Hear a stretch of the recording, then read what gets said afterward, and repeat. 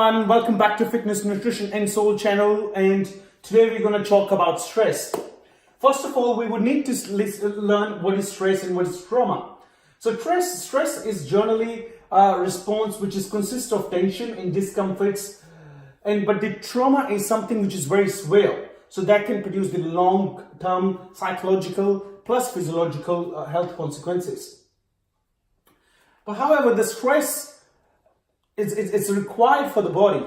So in the brain we got the hypothalamus.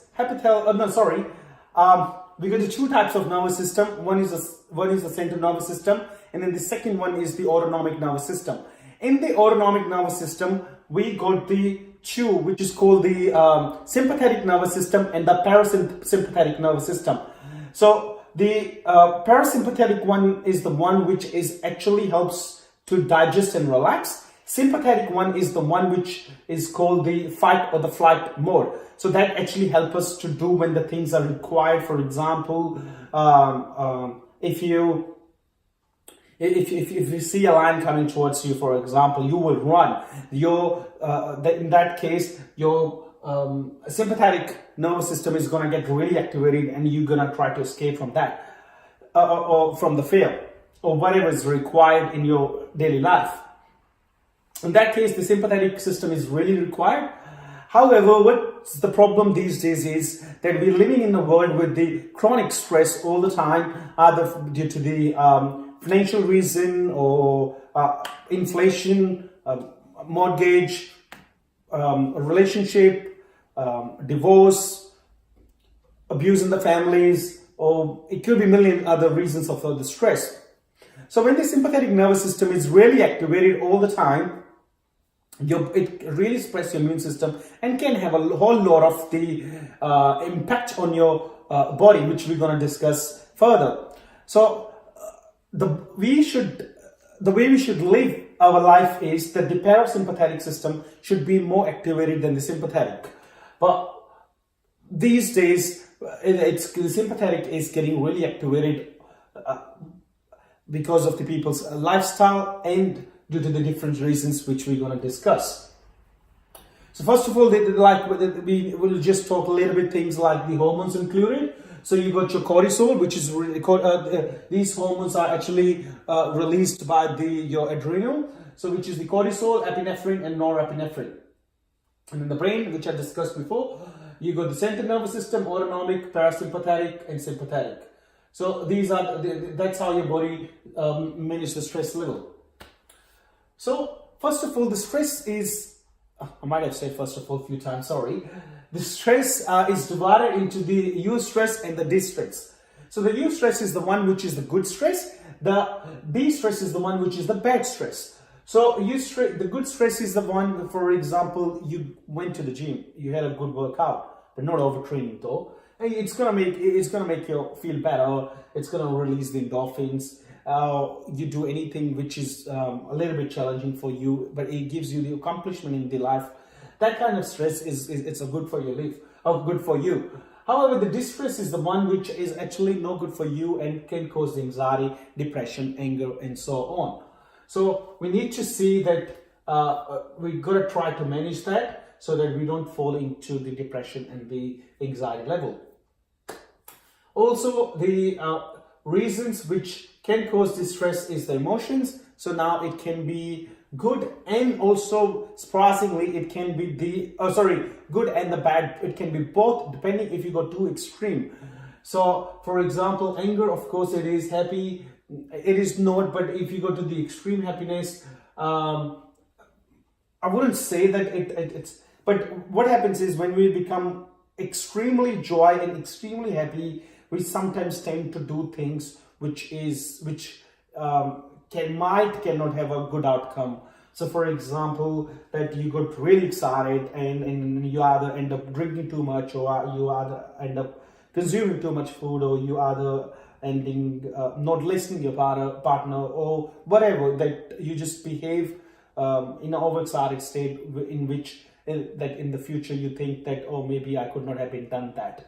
So in that sense, the emotions, the good emotions can also impact as well. So And then you got the mood. So the emotion is the intense feeling. So I don't want to get to too much details about the emotions, but the emotion is intense, but the mood is longer. So for example, you got angry at work for whatever reason, and due to that your mood became bad for the rest of the day. So a mood generally, emotion is intense, which lasts for a certain time or for a shorter time, but the mood is the one which lasts for the longer time. Now, let's learn about the stress effect on the body. So first of all is that the stress and the cardiovascular diseases. So stress effect on your heart rate. You might have seen when you're really stressed, your heart rate goes up, your blood pressure goes up, it elevates your cholesterol level, it changes in your heart rhythm, and all these things can impact to cause the cardiovascular diseases. The second one is the stress and the hair loss. Too much stress can lead to thinning the hair and even the baldness. And don't want to get too much into technically how it does it, but I have read it all. Stress and the diabetes. People with the chronic stress, you would have seen, they will eat more, they will crave for more junk food, they wouldn't sleep right. That can also then impact on the insulin sensitivity and so on, and that can cause diabetes in the long run as well. I'm talking about here, it's not so much the acute that it's manageable, it's about the chronic stress. The fourth one is the stress in the digestive system. Stress triggers the nausea, vomiting, stomach cramps, gut pain and diarrhea, more susceptible to dehydration, inflammation and others. And also the stress can cause the anxiety can cause the excess digestion, the hydrochloric acid, which can increase the risk for the ulcer as well. So yeah, stress can have, and I've seen practically in my life too, when I've been stressed for whatever reason, the very first thing is I have to make a trip to the toilet because I just have all the gastro symptoms and things like that, and also it increases my heart rate, of course. The fifth one is the stress in the immunity. So when your body is overly stressed, it drops your immune level, which then can increase the risk to catch the cold, flu and other immune diseases, and also elevates the stress, also elevated stress level, it suppresses the immune system. And when the immune system is suppressed, then we know that the body doesn't function properly, that you're fighting for with the virus, with the bacteria,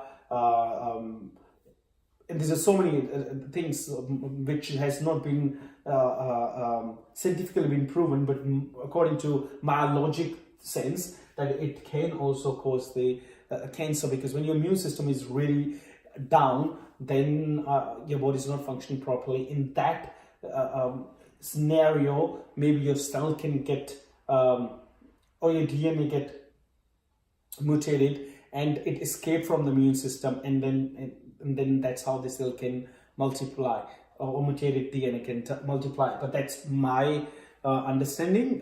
That's not 100%. I'm not 100% sure that if it is medical or not.Maybe it's there, but I'm not sure.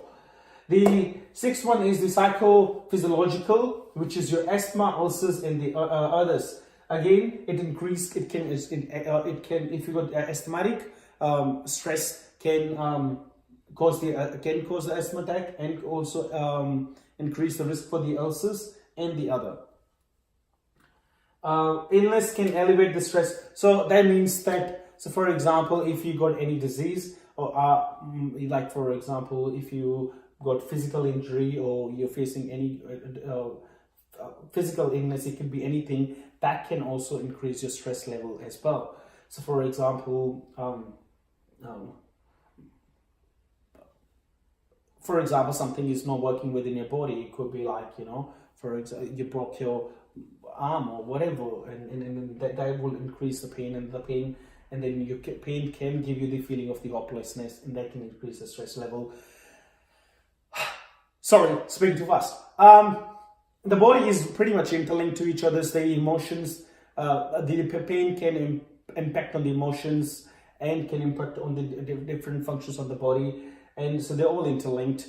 And so managing the stress level, and managing the physical injury or physical disease is really important, as they're both interlinked. So what are the causes of the stress? Financial. Money is the first one, which they found in America. 69% of the people are stressed due to the financial reason, high inflation rate, mortgage, especially these days. Things are getting expensive, but salary is exactly the same or going very slow up. So that's causing the stress as well. Meeting the deadline, relationships, job requirement, lack of sleep, overwork, death of a close one, divorce, loans, starting something new, poor diet, and academic pressure in others. And sometimes it's not necessary, it has to be one reason. I don't have the chart with me, but what it is divided from, like, it's divided 0 to 100, then 100 to 200, then 200 to 300, and then above 300. So for example, if you got divorced, that would be like 50 points. You got a stress environment where it might be 30 points. And then what they found was that if you are over the 300 points, there are highly chances that you're gonna get all this effect physically on your body, which is cardiovascular, hair loss, diabetes, digestive, immunity, and that's if you're making the more than 300.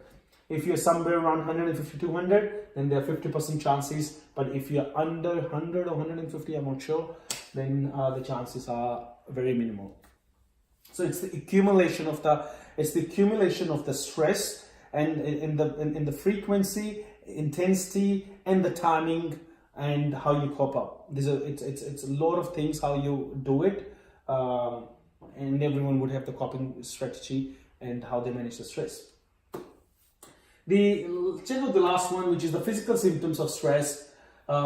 It's tension, headache, backache, muscle cramps, fatigue, cold hands, hand tremors, heart pounding, jaw pain, constipation, diarrhea, indigestion, and others, which you can see, like especially constipation, diarrhea, indigestion, and others is due to the stress in the digestive system. Fatigue, cold hands, the muscle cramps, that's because your body gets stiff when you're really stressed. So anyway, that's enough of the stress. Now, how can you cope with the stress? Everyone got the different coping strategies.